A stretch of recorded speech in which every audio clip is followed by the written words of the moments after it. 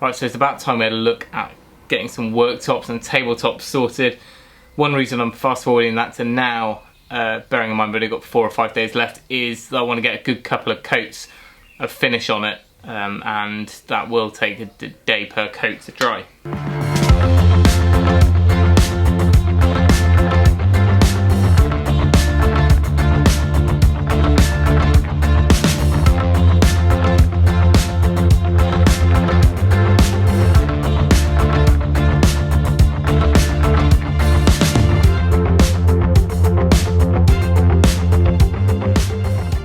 So let's talk through a few of the options. I wanted a solid wood looking worktop. Now you can buy kitchen worktops in 40mm or thereabouts, or a kind of 28mm I think it is. Both of which, if you buy them in solid hardwood such as oak, they are going to be very weighty. There are other options. Even if you went with a laminate top, they are chipboard, and the core is still just as heavy, very heavy to work with, and obviously for an Avant it's not ideal. So then that leaves you with a few other options. You could go just with a plywood worktop and you could paint it or whatever. You're not going to chop on it anyway, so you could do 18mm ply and that would be, you know, plenty strong enough. Or lastly, you could go to IKEA and buy like a preformed desktop, and their desktops are a cardboard core and they literally weigh a couple of kilos for a big, you know, slab desk. The only thing with that is obviously around the sink. You'd have to be super careful how you cut and work with that and seal it. But none of those were good enough for us. We decided that we wanted a top layer of oak, and oak plywood or oak veneered plywood is a very thin veneer, so it's no good. So the flooring was the next best option. So ideally I wanted some oak flooring without the V-grooves. Usually they have a little micro bevel on the edge so that they, you know, have a groove like you would have for flooring, and it would look like flooring still. I wanted it so it's flush across the top.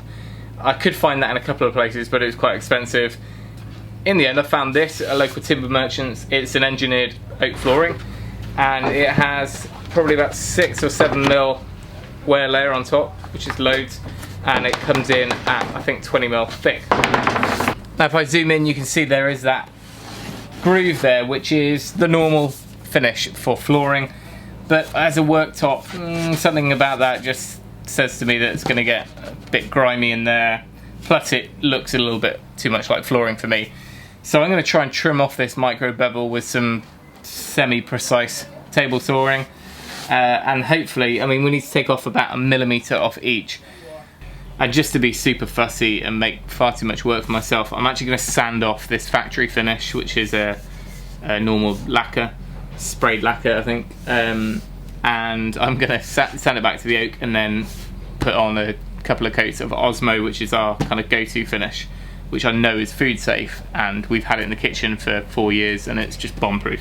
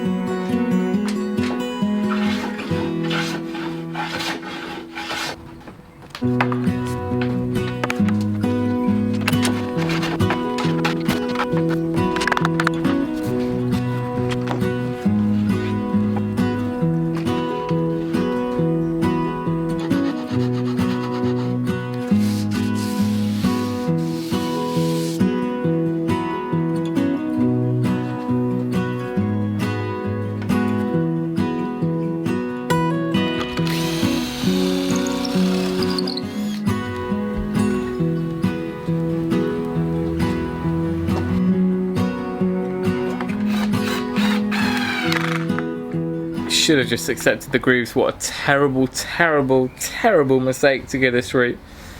It's just about working, I think, but it's not good. I should have just either left the grooves or cut them off altogether and ended up with flat planks, and then I could have, I haven't got a biscuit joiner, but I could just pocket hole them or glue them up and clamp them up.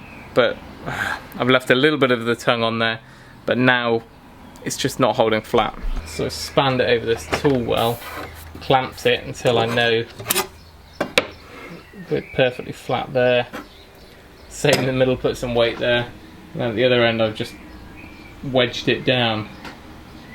And I mean, at least we are flat all the way across. Good morning, everyone.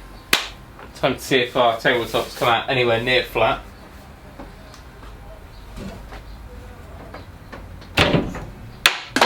Hopefully it's not going to spring up on us.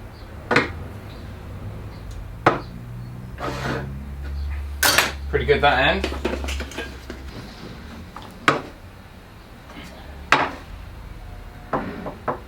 About 1 mil wobble. Pretty good. So like I said, you're going to use oak flooring, which is great, works well. Do not try and cut the V-groove off unless you've got a really, really precise fence on a table saw, or a fence on a router table or something like that, because it was far more hassle than it was worth, I think. But once this is sanded back, I mean, there's a hairline gap here and there, but we can get that sorted. But that does look more like a planked, nice solid wood table now. And we didn't have a biscuit joiner or anything like that, but we just put a handful of pocket holes underneath. And you can see what the problem was, because on the second glue up I did, I literally just cut them square, butt jointed them together, clamped them and screwed them in like a normal glue up. The first one I tried to use the tongue and groove still, and because the tongue and either side of the tongue, it was slightly different height, it wanted to pull the boards kind of back on themselves, which is why I had to put the weight on there. And anyway, now we need to take this lovely factory finish, sand it all off, and get it back to plain bare wood again.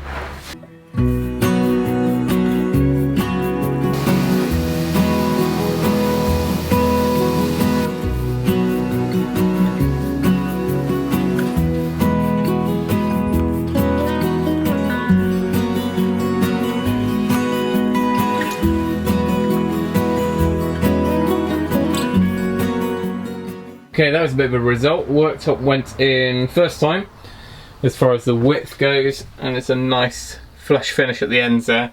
I do need to scribe to the back because this section around the pillar stands out a bit more, but I'm going to wait until I've got all the face frames on the cabinets because I still need to trim the depth of this, and we've still got to put our solid trim of 40mm oak on the front. Okay, now we've got ourselves a reasonably flat worktop. We need to chop it up to cut our holes for our hob and sink. So I've managed to get out the diagrams, which are relatively helpful. So we'll see what we can do.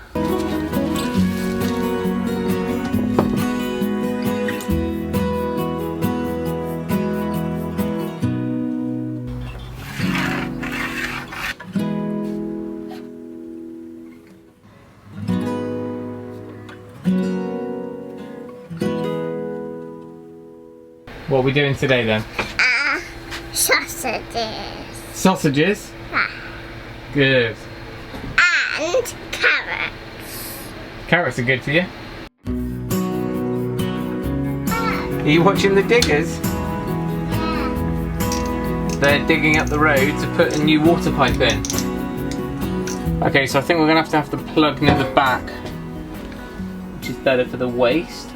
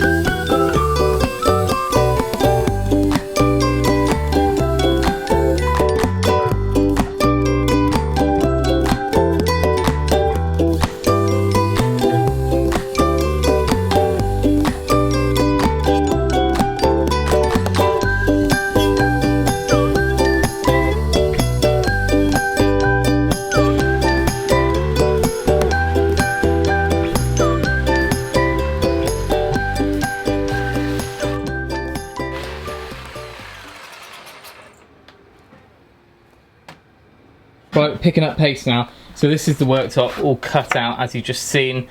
I'm going to paint the bottom, or at least Osmo it, so we've got everything sealed. Otherwise, worktops can tend to warp slightly. Now, before I do that, I've taken some square edge solid oak board and I've ripped a piece off that, stuck it through the planer on the floor, and then now we need to attach that to the front. I simply don't own enough clamps to do just a glue up, so I'm going to have to use pocket holes from underneath, but that should be alright, and then we can let that glue up whilst we do the windowsill.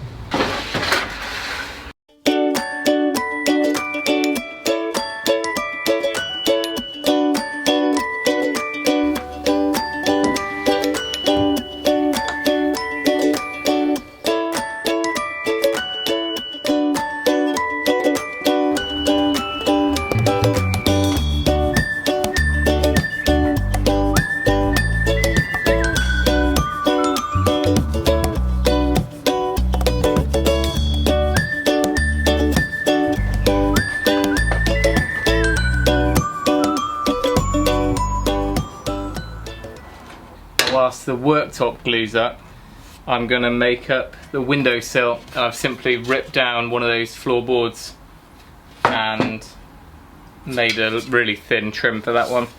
Just going to glue that one.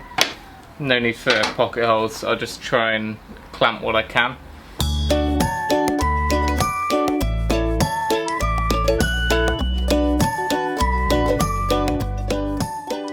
The reason I've gone this route is I was definite that I wanted a solid wood worktop in there, but I couldn't justify the weight issue. And you look at all these really fancy kind of vans that are like vintage, retro, tiny homes or whatever, and they've gone and stuck a 2-inch timber slab in there, hardwood, hardwood walnut or something. It was just, that's insane. I mean, that's like 30-40 kilo at least. So by going this way, I mean, I don't know what this weighs. Let's have a feel. By the time you've got the cutouts in there, it's probably about 4 kilo, which I think is a reasonable. It's no heavier than just using blank plywood, really. So there we go. That's what we're looking like so far. So it looks, I haven't even measured this. I think it's probably about 32mm.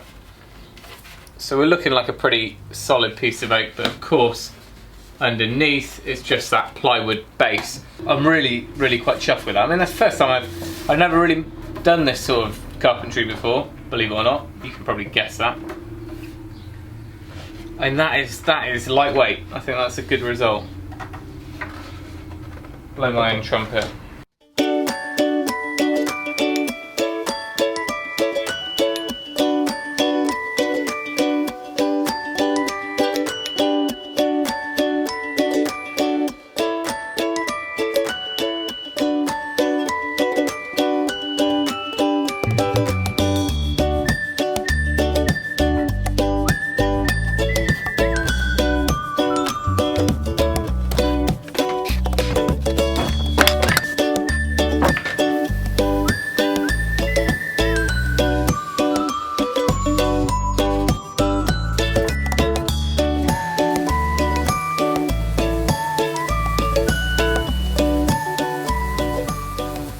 So last night I was beginning to lose the plot and losing hope over finishing this. This afternoon I have managed to get quite a bit done as far as the oak and the worktop's done. So chuffed to bits. I've also built an oak windowsill out the same material, and then I've edged that with some solid oak on the front as well, so it looks much deeper than it is. It's actually only 18mm thick. And then this is the unfinished worktop. Still got to have its finish put on it, but I've sanded all the factory finish off it. There's a little bit of finesse to do. I've taken it to 240, and some of the joins just need a little bit of work, but not too bad considering we only had a couple of clamps on us. What I've got to do is scribe it to the back. I'm happy with how it's finished here.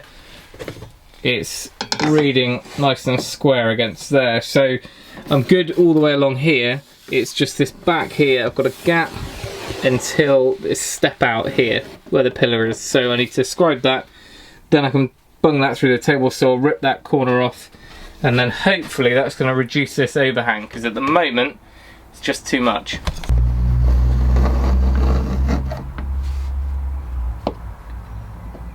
Here we go, this is the bit I always hate. I normally shut my eyes and hope for the best.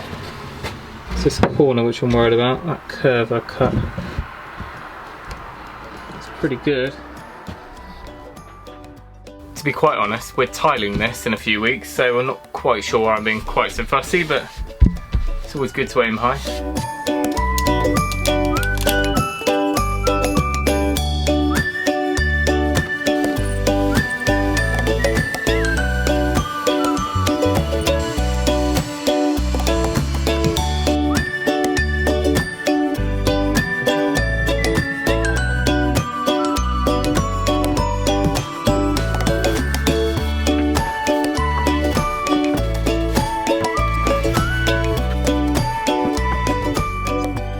So there we go. I'm going to call it a success, although it did take us a little while to get there in the end. But let us know what you think below. There's going to be a little bit more to do in this oak, tabletops and shelving around the van. But tomorrow it's back onto the electrics, working out what on earth to do with all this lot. So make sure you subscribed. You may even be the ones that take us over the 40,000 subs, which should happen in the next day or two. So see you in the next one. Thanks for watching. Remember, if you can, do it yourself, and we'll see you next time.